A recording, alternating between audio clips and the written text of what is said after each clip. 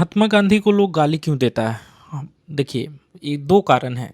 एक तो कि जो बँटवारा हो रहा था ना, तो उसमें उस समय महात्मा गांधी थे कि हिंदू-मुस्लिम भाईचारा निभाएँ, एक साथ रहे। तो एक गलती ये हुआ कि बँटवारा हो जाने के बाद भी ये पूरे भारत में अपील किए थे कि मुसलमान सब पाकिस्तान नहीं जाए।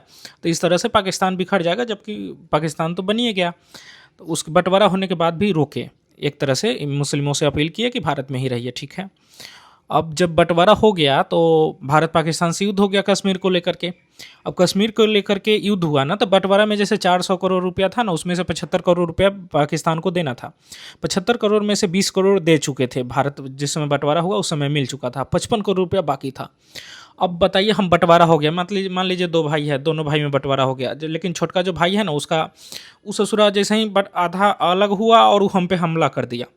अब हमला कर दिया तो उसके जो 55 करोड़ रुपया बाकी था वो हमारे पास था। अब घर के जो मेन गार्जियन हैं, गार्जियन की तरह था गांधी। अब वो ससुर क्या किया कि कहा कि नहीं, हमला कर दिया, क्या हो गया, अब तुम 70 करोड़, जो उसका 55 करोड़ रुपया बाकी है ना, वो दो।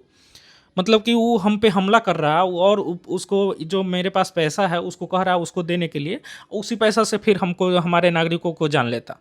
इसलिए महात्मा गांधी को लोग गाली देते हैं कि बिना, ये पता है, 55 करोड़ रुपया देने के लिए, जबकि उस समय युद्ध चल रहा था, उसके बाद भी गांधी अनशन पर बैठा था कि नहीं, तुम 55 करोड़ दे दो।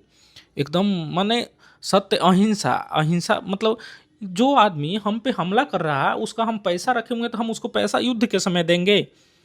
इसलिए महात्मा गांधी को लोग गाली देते हैं।